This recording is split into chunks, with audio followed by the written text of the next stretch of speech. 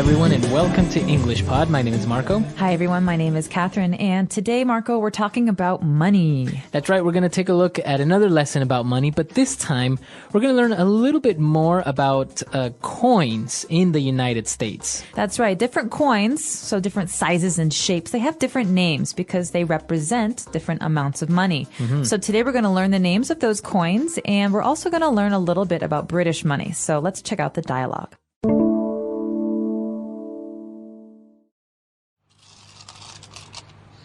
Help me organize these coins. That's a lot of money. What'd you do, break the piggy bank?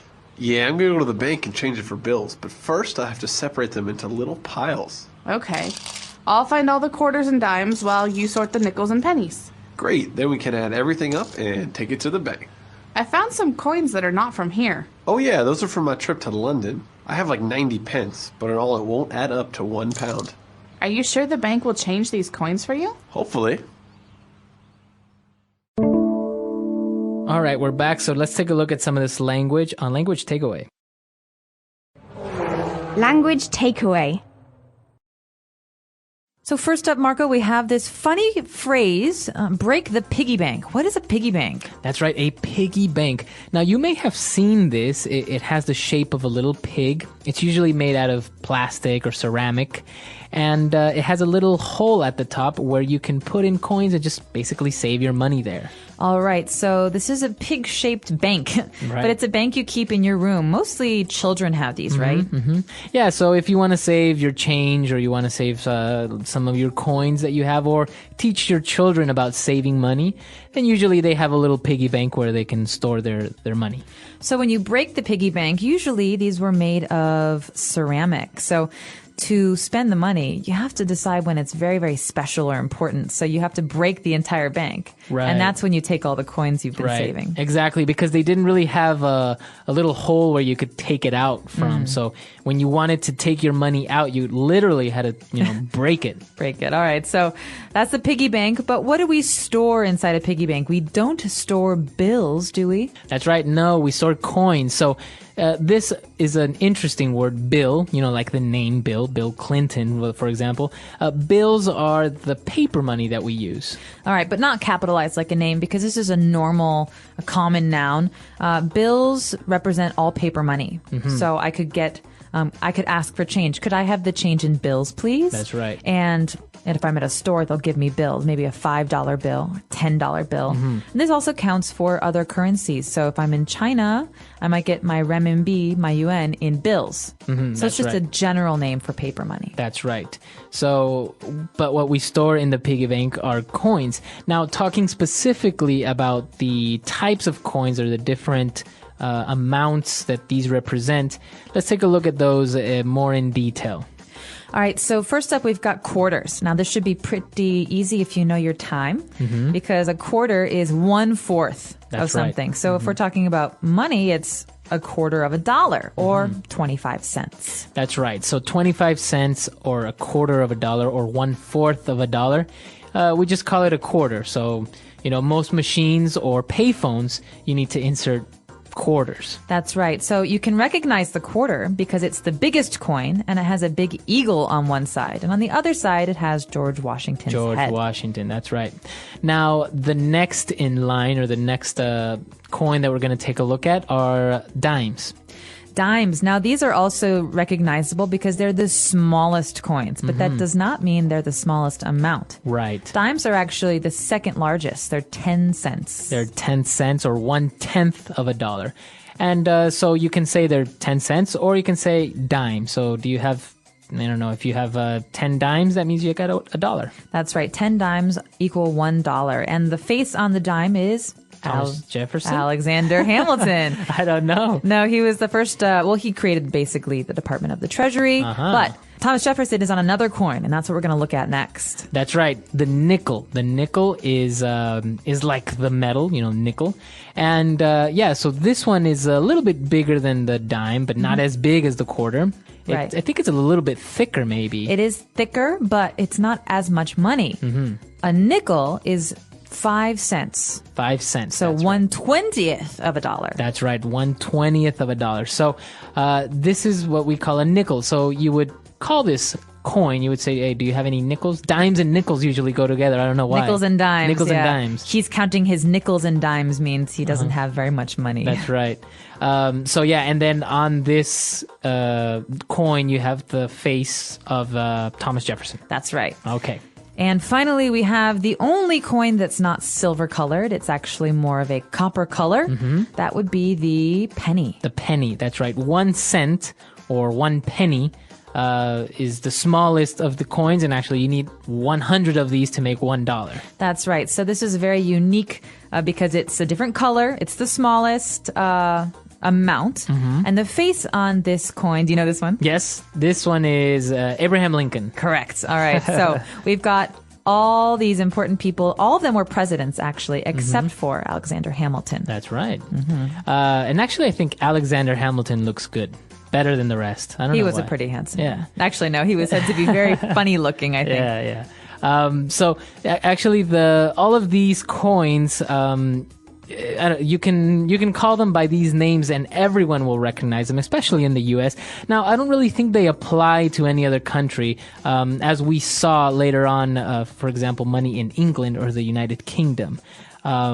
But usually in the U.S., if you say, hey, do you have any spare change, or do you have any nickels and dimes? Then, Or could I borrow a penny? Can I borrow a penny? Actually, in the U.S., they have these little things called take a penny, leave a penny, right? Or give a penny, take a penny, Yeah.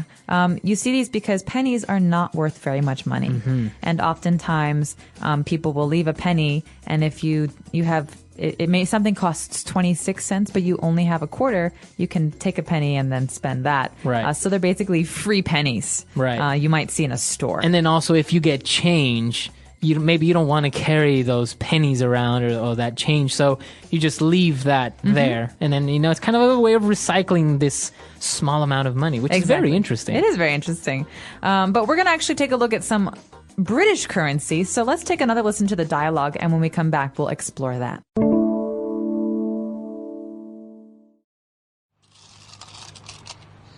Help me organize these coins. That's a lot of money. What'd you do? Break the piggy bank? Yeah, I'm going to go to the bank and change it for bills, but first I have to separate them into little piles. Okay. I'll find all the quarters and dimes while you sort the nickels and pennies. Great, then we can add everything up and take it to the bank. I found some coins that are not from here. Oh yeah, those are from my trip to London. I have like 90 pence, but in all it won't add up to £1. Are you sure the bank will change these coins for you? Hopefully. All right, we're back. So let's take a look at these British words on Language Takeaway Part 2. So here we've got British currency. The pound, right, is the name of the currency. So in America, we have the dollar. In Britain, we have the pound. Is it the sterling pound? Yeah, pound sterling. The pound sterling, okay. Pound sterling. And I think that has to do with weight, I'm sure. But here we've got it divided into small and large quantities. So where we have coins, we might have pence.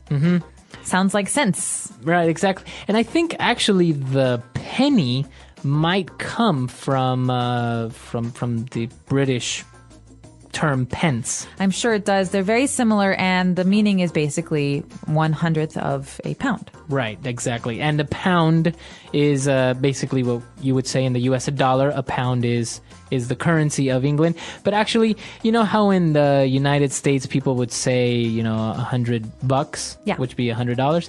Over there they say 100 quid. Quid. So yeah, this is actually important slang. In America, I would spend $5 at the movies. In Britain, I would spend 5 quid. And now that's a slang term for £1. That's Yeah. right. And actually I've heard also like 50p, which I think means 50 cents. Yeah, pence, cents. Pence. Yeah, so 50p. So you could say this this pack of gum costs 50p. So 50 pence. That's right. Half of a pound. So as you can see, obviously the currencies are different, but also it is interesting to learn the way that you would say it locally. So, next time if you are in Britain or you're talking to an English person, then you'd know if they say, 50 quid, you understand they're talking about 50 pounds. Exactly. So, but they don't use the euro over there. No, they don't. Not in Great Britain. They do use the euro on the continent. So France, Italy, and the euro is the name of that currency. Okay. All right. So a lot of great stuff. And now lastly, although we saw it at the beginning of the dialogue, let's talk about what this person wants to do. He wants to change these coins into bills. That's right. So the verb when you need to exchange money is to change money. So let's say if I go to England and all I have is dollars, I would say I want to change money. Okay. You could also say exchange, but when we're speaking to one another, we normally just say change. So. Right, because even the places are sometimes called like money changers. You know, Yes. they say that or something like that. Exactly. And so if I want to change money, that means I want to maybe change dollars for euros or dollars for pounds. But this also can mean I want to change a dollar for some quarters. Right. Because I need quarters for like a laundry machine or a telephone. Right. And I've heard also the term is to break. So if maybe you have a $10 bill and you need maybe a $5 bill, but you don't have one, you ask the person to break that money. So you say, can you break this bill? Yeah, and that actually makes sense because a bill, normally you break something that's big into smaller pieces. So if you think about it, if I break a glass, it becomes many pieces. Well, if I break a $5 bill, I want maybe $1. I get 5 of those. There's one piece and then it breaks into many pieces. So to break means to ask for smaller change. That's right. So maybe next time you guys need change, you can go up to someone and say, excuse me, can you change this $5 bill for me? Or can you break this $5 bill? That's right. All right. So a lot of interesting language, very useful stuff. Let's listen to the dialogue one last time.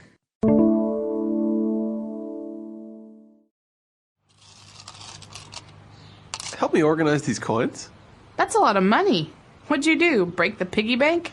Yeah, I'm going to go to the bank and change it for bills, but first I have to separate them into little piles. Okay. I'll find all the quarters and dimes while you sort the nickels and pennies. Great, then we can add everything up and take it to the bank. I found some coins that are not from here. Oh yeah, those are from my trip to London. I have like 90 pence, but in all it won't add up to £1. Are you sure the bank will change these coins for you? Hopefully. All right. Coming back to the topic now. You seem to know a lot about this stuff. Let's test your knowledge here. On the $100 bill, who do we find? What president or one person? Benjamin Franklin. That's right.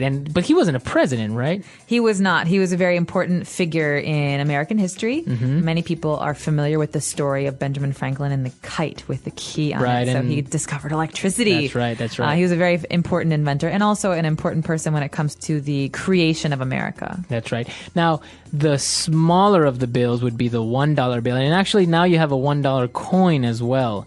But on the $1 bill, do you know who's on there?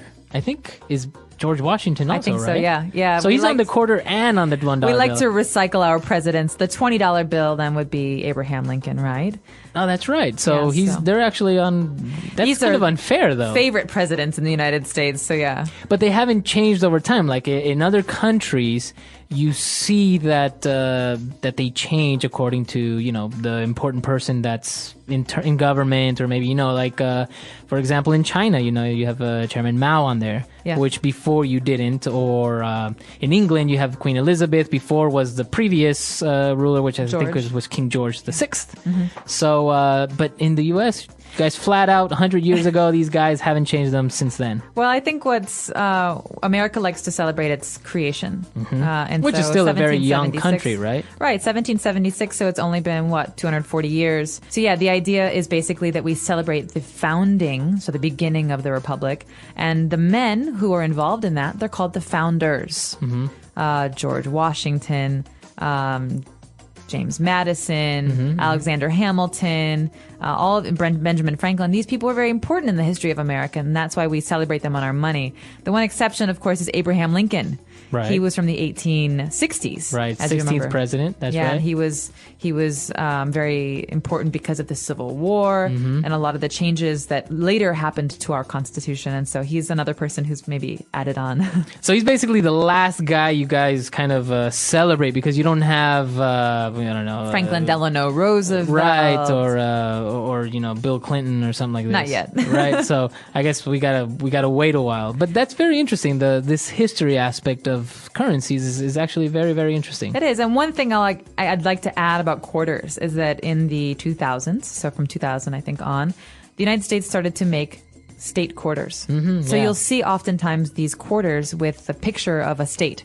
New Hampshire, Maryland, Illinois, California, and a special symbol of that state. And so Right. these are special quarters from the last maybe 10 years or so. I remember seeing these because usually on the other side of the quarter, on one side you had George Washington, on the other side you had the eagle, the emblem of the flag, I guess.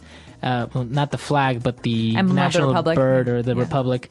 And but now you have these states, and it says Delaware, and it has a little maybe I don't know, flower or something that's representative of these states. So that was actually very nice. It was a collector's type thing as well, right? People were collecting. That's these. right. You can collect all 50. Some people did that, and you still see them in use. So those are the state quarters, and those generally are newer quarters. Okay, interesting.